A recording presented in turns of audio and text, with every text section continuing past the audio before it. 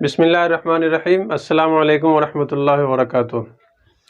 آج کا سبق ہے اردو کے متعلق کہ اردو زبان ہم لوگ استعمال کرتے ہیں اور ہر زبان کا کوئی قاعدہ ہوتا ہے پڑھنے، بولنے، لکھنے، سمجھنے کا، جس کو ہم انگلش میں گرامر بولتے ہیں۔ تو اگر قاعدہ اور قانون کے لحاظ سے ہم اس زبان کو بولیں گے تو وہ تلفظ صحیح ڈھنگ سے ادا ہوتا ہے۔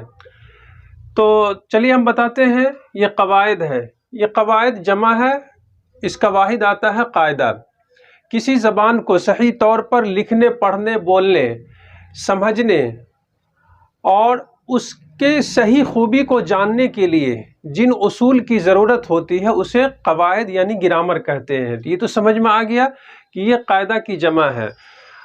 اور اردو قواعد ہے نا، جس کے ذریعے انسان کو اردو زبان اچھے ڈھنگ سے لکھنا، پڑھنا اور بولنا آ جائے۔ اگر ہم اردو قواعد کو سیکھ لیتے ہیں تو اردو زبان ہم کو صحیح طور پر لکھنا، پڑھنا، بولنا اور سمجھنا آ جائے گا۔ اب آگے ہم یہ بتاتے ہیں کہ حرف کس کو کہتے ہیں؟ وہ درست آواز جو انسان کے منہ سے نکلے، جیسے الف ہے، جیم ہے، شین، صاد، زاد، عین، غین، لام، میم، یہ کیا کہلاتا ہے؟ حرف۔ جیسے ہے نا الف، جیم، صاد، دال وغیرہ، یہاں تک ہم کو لے جانا ہے۔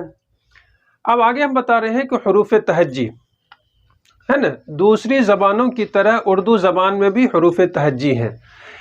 جیسے انگریزی زبان میں اے سے زیڈ تک، اے ٹو زیڈ، کل کتنے حروف آتے ہیں؟ جیسے انگریزی زبان میں اے سے زیڈ تک 26 حروف آتے ہیں، اور ہندی میں کتنے آتے ہیں؟ 52 ہے نا، 52۔ اسی طرح سے حروف تہجی جو ہے اردو میں اس کی کل تعداد ہے 51۔ الف سے یا تک، الف، با، تا سے یا تک جو کل تعداد ہے وہ 51 ہے۔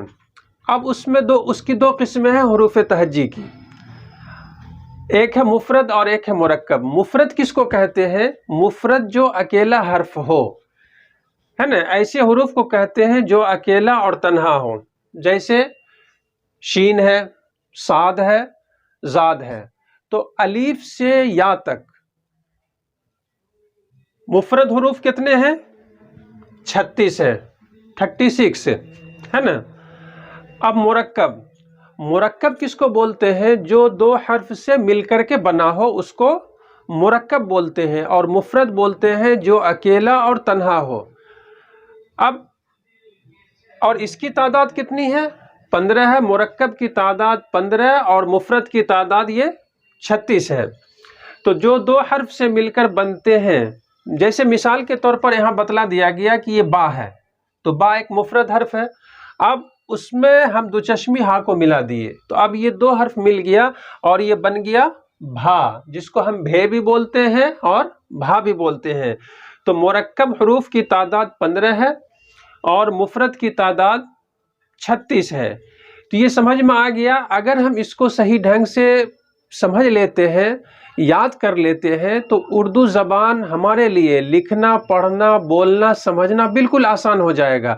ہر زبان کے کوئی سیکھنے کے لیے قاعدہ ہوتا ہے، گرامر ہوتا ہے۔